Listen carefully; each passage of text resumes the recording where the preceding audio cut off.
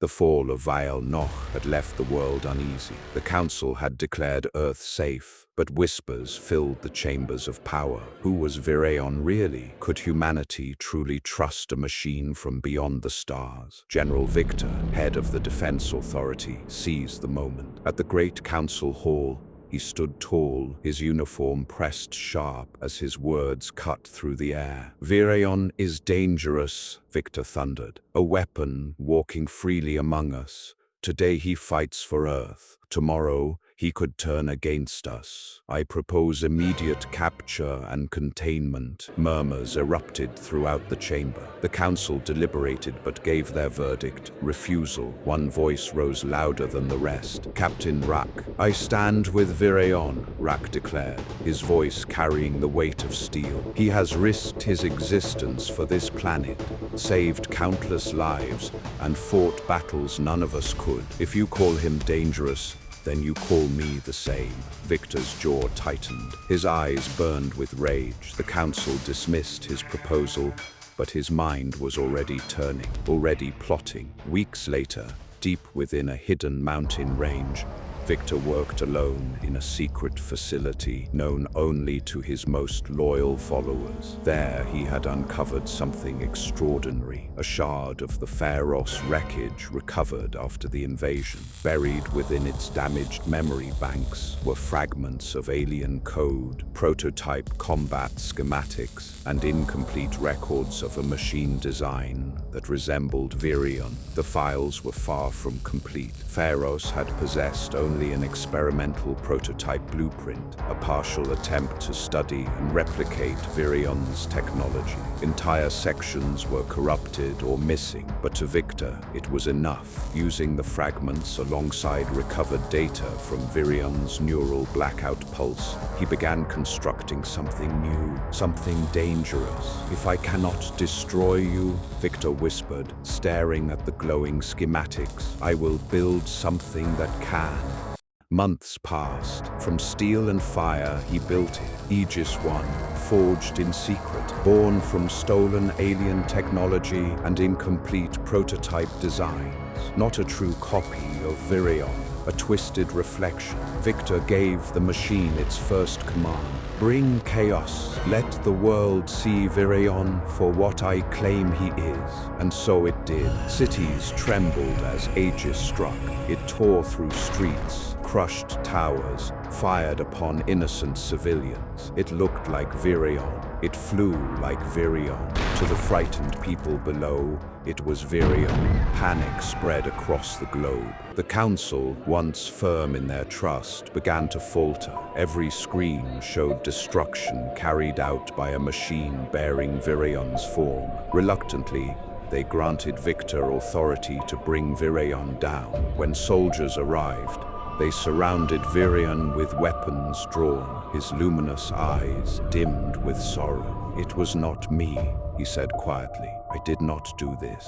Captain Rak stepped forward, placing himself between the soldiers and his friend. This is a setup, he barked, and I will prove it. Vireon lowered his head. He refused to fight back. His trust rested entirely with Rak. Rak wasted no time. He traveled through the ruins of every attacked city, gathering recordings, examining wreckage, and tracing flight patterns. The evidence pointed towards something different, close enough to fool the world, but not Vireon. His instincts told him the truth long before he could prove it. Following faint traces through military satellite archives, Rak eventually uncovered the imposter's path. It led directly into the mountains. To Victor, donning stealth armor, Rak infiltrated the facility under cover of darkness. He slipped through shadows and security checkpoints until the sight before him stopped him cold. The Pharos wreckage, alien weaponry, experimental laboratories, and at the center of the massive hangar, suspended within a containment chamber, Aegis, glowing, alive, monstrous. Rak activated his recorder and transmitted everything directly to the council. But as he moved to sabotage the operation, alarms erupted throughout the facility. Red warning lights flooded the corridors. The base AI had detected him. Heavy armored soldiers poured into the corridors behind them, marching in perfect formation with advanced assault rifles raised. For Captain Rak, they were only another obstacle. He moved with incredible precision, using his tactical combat training to dismantle every threat. His twin katanas flashed through the air, while his gauntlets and close-quarters combat skills overwhelmed soldiers and drones alike. One by one, the machines fell, and the corridor became a battlefield of shattered metal and defeated guards. As the last drone crashed to the floor, Rak looked ahead. Standing at the end of the corridor was Victor. He wasn't alarmed. He simply smiled. Beside him stood Aegis, already waiting as if he had predicted every move Rak would make. Rak charged forward without hesitation. Before he could reach them, Aegis intercepted him with overwhelming speed. The impact sent Rak crashing across the steel floor. He fought back with everything he had, but Aegis anticipated every attack, countering each move effortlessly. Within moments, Rak was overwhelmed. Restrained with advanced tactical cuffs and captured,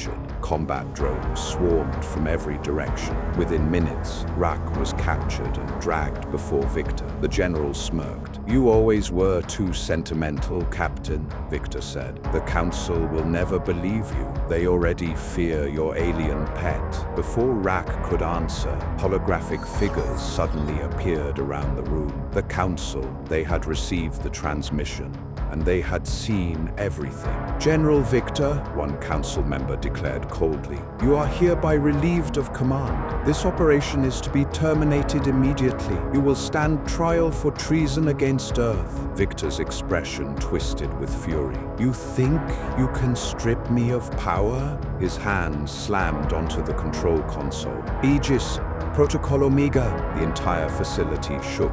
"Eliminate them all." The containment chamber exploded open. Aegis rose from its cradle. Its crimson eyes ignited. Its engines roared to life. Moments later, it blasted through the mountain and vanished into the stormy night sky.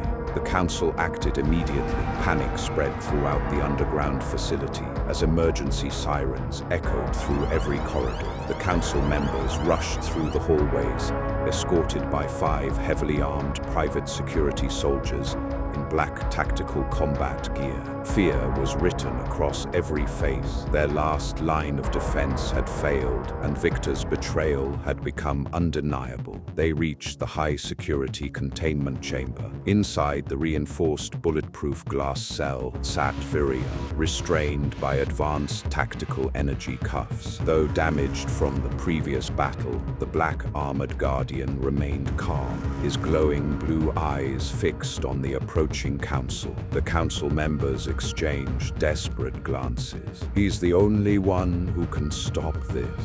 The council leader immediately turned to one of the security soldiers. "Release him now." The soldier rushed to the security console and entered the authorization code. One by one, the tactical restraints disengaged, and the containment cell unlocked with a deep mechanical hiss.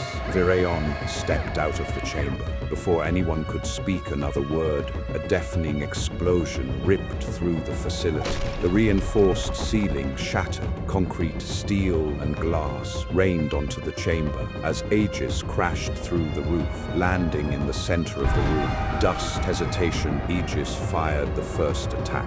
Vireon reacted instantly, launching upward through the destroyed ceiling to draw the battle away from the council. The 2 extraterrestrial warriors rocketed into the open sky, where their final aerial battle began high above the city.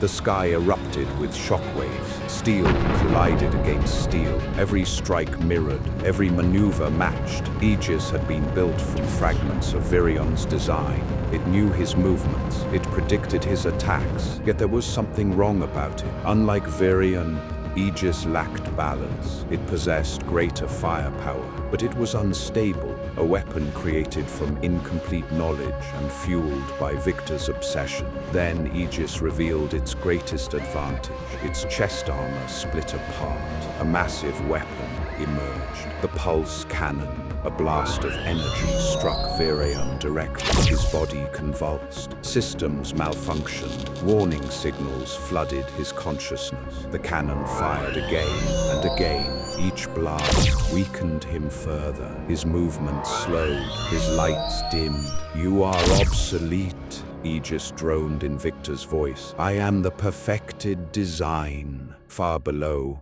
Rak fought his way free from captivity. He subdued Victor and secured him in magnetic restraints. Then he stormed through the research lab. There, hidden behind reinforced vault doors, he found it, the prototype pulse disruptor cannon, the only weapon specifically designed to neutralize Aegis. Without hesitation, Rak loaded the weapon into a fighter jet and launched into the storm. He found them high above the clouds. Vireon was barely holding on. Aegis raised its pulse cannon for the final shot. Rak opened the cockpit canopy. Violent winds tore through the aircraft. He gripped the disruptor cannon and shouted with everything he had, "Vireon, catch!" The weapon spun through the air. For a moment it seemed impossible. Then Vireon's fading systems surged one final time. His hand shot forward. He caught it, locked onto Aegis, and fired. A brilliant beam tore through the night. The blast pierced Aegis's core. Cracks spread across its body. Light erupted from within. The machine screamed, then exploded. A massive fireball illuminated the clouds as pieces of Aegis rained across the sky. Silence followed. Vireon hovered amid the burning debris, damaged, battered, but alive. Below, Rak's fighter jet spiraled toward the ground and crashed into an open field. The wreckage skidded across the earth. Moments later, Rak stumbled from the smoke, bruised, bloodied, still standing. He looked toward the sky and managed a grin. "Told you I'd have your back." Vireon descended from the heavens and landed beside him. Though scarred by battle, his voice remained steady. "And I'll always have yours." As the first rays of dawn broke across the horizon, the two friends stood together. One human, one machine, both guardians of a world worth protecting.